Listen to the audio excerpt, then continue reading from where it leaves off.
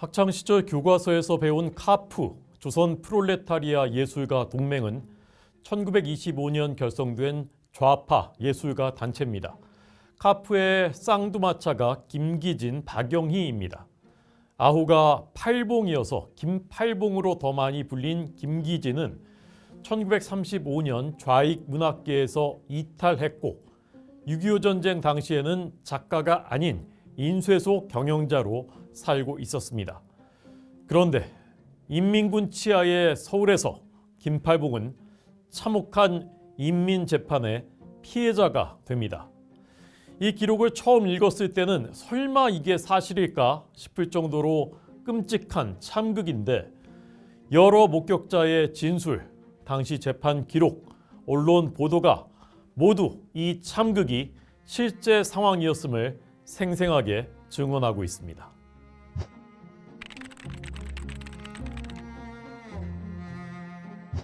(6.25) 남침 후 미처 피난을 못 간 김팔봉은 을지로 삼가 자신의 인쇄소 애지사 2층의 집에서 기거하고 있었습니다. 6월 28일 서울이 인민군에 점령됩니다. 사흘이 지난 7월 1일 김팔봉은 돌아가는 얘기라도 들으려고 영문학자 최재서의 회현동 집에 갔다가 개동 친구 집까지 들러 귀가했습니다.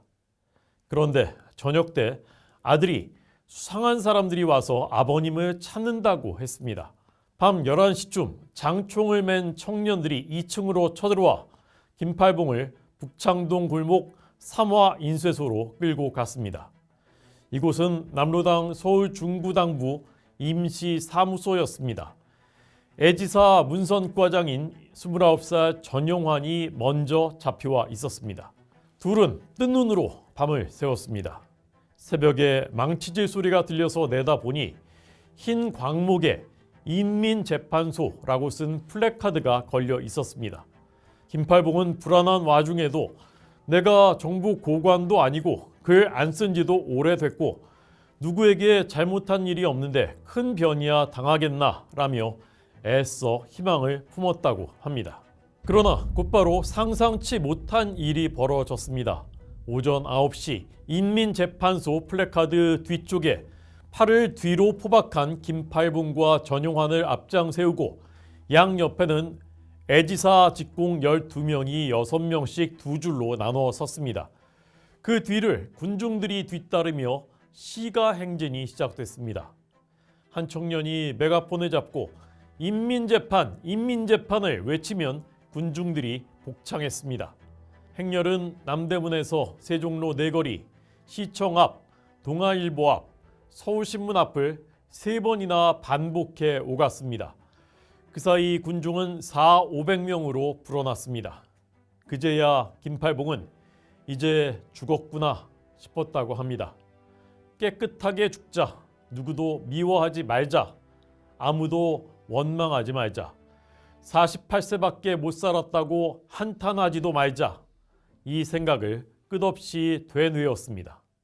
오전 11시 마침내 행렬이 태평로 서울신문사 맞은편 국립극장, 현재 서울시 의회 앞에 멈춰 섰습니다. 서울신문사 쪽을 향해 인민재판소 깃발을 세우더니 애지사 식자공으로 일했던 차성태가 인민군을 찬양하는 선동연설을 시작했습니다. 연설이 끝나자 한 청년이 지금부터 인민재판을 개정합니다 라고 선언했습니다. 검은 양복을 입은 또 다른 청년이 검사라며 나섰습니다. 그는 영락영판소 직공으로 남로당 중구 출판 노조원인 노동운이었습니다. 주머니에서 부스럭거리며 원고를 꺼낸 노동운은 누가 써줬는지 논고문을 더듬거리며 읽었습니다. 김팔봉은 일제시에 공산당을 하다가 변절했고 이승만 정권의 경찰 스파이로서 자기 인쇄소 노동자 다수를 투옥시켰고 노동자들을 착취했다. 이것은 사실이 아니었습니다. 얼마 전 애지사의 좌익 성향 젊은 직공 5명이 삐라를 몰래 찍다가 경찰에 연행된 적이 있었습니다. 김팔봉은 오히려 책임지겠다고 보증을 서서 3명을 데리고 나왔습니다. 남로당 전북 책임자라고 자백한 40살가량의 김봉두와 앞뒤 진술이 맞지 않았던 이인희만 풀려나지 못했습니다. 그런데 인민군이 서울을 점령한 뒤 형무소의 죄수들을 풀어주자 이 둘이 김팔봉을 고발해 인민재판에 넘긴 것이었습니다. 이어 증인이라는 17살에서 18살 된 소년이 나와서 고개도 못 든 채 더듬더듬 증언했습니다. 나는 저 사람 네 직공으로 일하다가 저 사람이 경찰에 고발해 서대문 감옥에서 2년 반이나 고생하다 이번에 인민군의 승리로 겨우 나오게 됐습니다. 우리 노동자가 이렇게 착취당한 것이 다 이놈 때문입니다. 검사도 증인도 김팔봉이 본 적조차 없던 사람들이었습니다. 그런 뒤 판사가 등장했습니다. 서울 옵셋공사 인쇄공 이영기였습니다. 피고는 검사가 논고한 바와 같은 사실에 죄악을 범해왔고 2년 반이나 철창 생활을 하고 나온 동지의 증언이 있었다. 검사의 구형과 같이 사형을 언도한다. 여기까지 걸린 시간이 20분이었습니다. 5,600명 군중 가운데 바로 앞에 있던 40~50명만 박수를 쳤습니다. 옳소 하는 소리도 들렸습니다. 김팔봉이 군중을 살펴보니 아는 얼굴은 카프에 동조했던 작가 출신으로 김일성 정권에 붙어 해방일보 주필을 하던 이원조 한 명뿐이었습니다. 김팔봉은 자신이 이런 꼴로 죽는 것을 친지들이 보지 않아 다행이라고 생각했습니다. 마지막으로 하늘을 올려다 봤는데 7월 여름 하늘이 너무나 파랗고 삼각산 즉 북한산은 한 폭의 그림같이 아름다웠다고 합니다. 어디선가 총탄도 아깝다 때려 죽여라 라는 소리가 들리고 건장한 청년이 몽둥이를 들고 나왔습니다. 철사로 둘둘 말고 쇠꽃챙이가 달린 몽둥이였습니다. 그가 김팔봉의 뒤통수를 사정없이 내리치자 피가 분수처럼 솟구쳤습니다. 설마 하던 구경꾼들의 입에서 어어 하는 소리가 터져 나왔습니다. 청년이 다시 몽둥이를 내리치자 김팔봉은 앞으로 고꾸라졌습니다. 그런데 쓰러졌던 김팔봉이 비틀거리며 일어나더니 더듬더듬 막대기를 주워 들고 공격태세로 3발짝을 걸어갔다고 합니다. 그러자 다른 두 청년이 달려와 머리와 몸통을 여러 차례 내리쳤습니다. 김팔봉의 몸은 더 움직이지 않고 축 늘어졌습니다. 그들은 김팔봉과 전용환의 발목에 전깃줄을 감고 계단 아래로 끌어내렸습니다. 한 계단을 내릴 때마다 김팔봉의 머리통이 덜렁거려 구경꾼들은 이미 죽었구나 생각했다고 합니다. 군중들은 피 흘리는 두 시신을 남대문, 의주로 서소문 파출소까지 2km나 끌고 다녔습니다.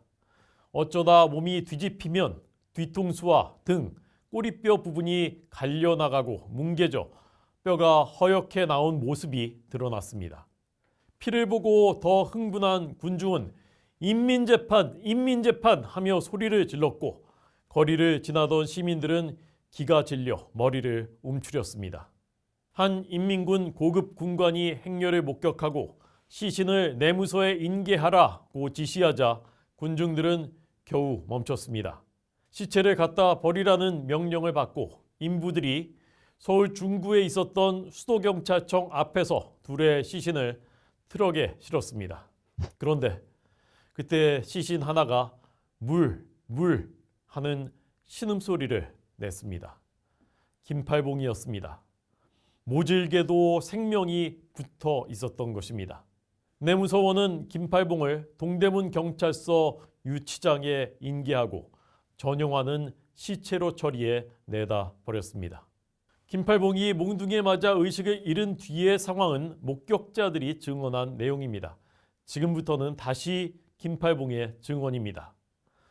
얼마를 지났는지 정신이 들어 눈을 떠보니 하늘이 보였습니다.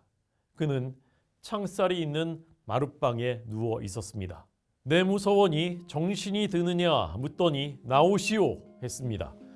웬일인지 경어체를 썼다고 합니다. 내무서원 책상에 있는 일지를 보고 그날이 7월 6일인 것을 알았습니다.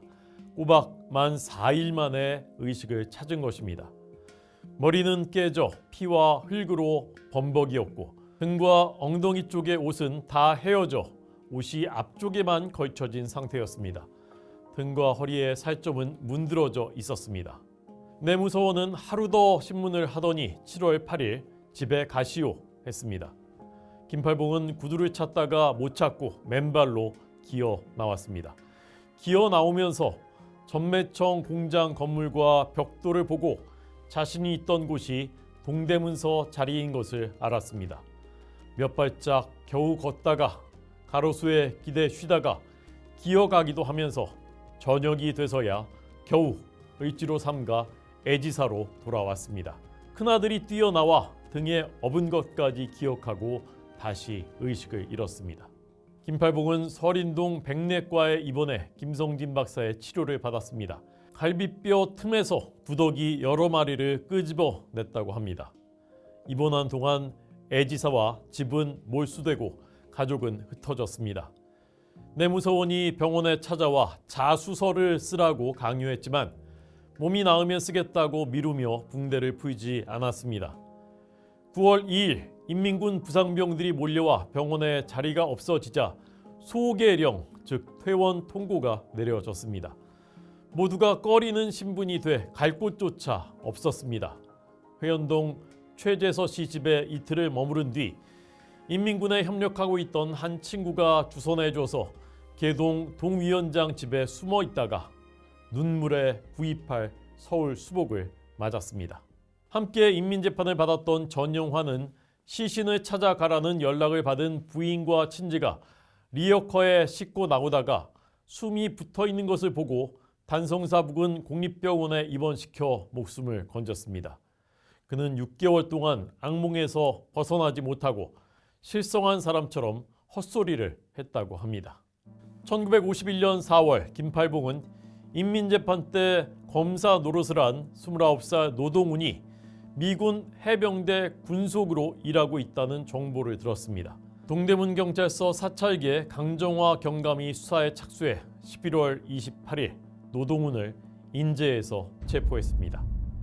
이어 판사 역할을 한 29살 이영기, 33살 국도신문사 인쇄공 서명수, 현장에서 선동했던 33살 태양신문사 인쇄공 오세용, 47살 인쇄공 김봉용, 시체를 운반했던 44살 인쇄공 김봉용 등 5명이 검거됐습니다. 이들은 범행을 완강하게 부인했지만 피해자 전용환을 대지시키자 새파랗게 얼굴이 질려 저 사람이 어떻게 살았느냐 하는 표정이었다고 합니다. 12월 6일 오전 11시 인민재판 현장이었던 국립극장과 시체를 버린 수도경찰청 앞에서 현장 검증이 실시됐습니다. 동대문 경찰서장 이하 경찰관들이 총출동했고 김팔봉의 차남 김승한 씨와 전영환 씨가 입회했습니다.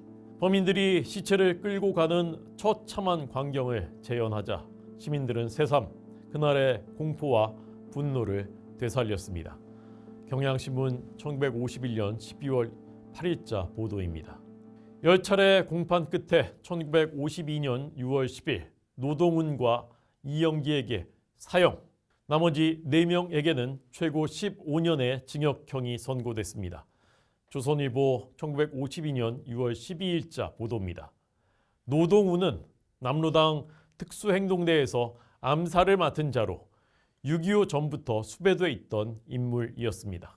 위 내용은 당시의 신문기사, 또 6.25 전쟁 종군 기자 8명의 현장 취재 기록인 한국전쟁 종군 기자, 적치하의 3개월 인민재판 중앙일보 1970년 10월 23일 기사, 김팔봉과 인민재판 월간조선 2010년 6월호의 기록을 종합한 것입니다. 당시 이런 인민재판은 김팔봉만 당한 것이 아닙니다.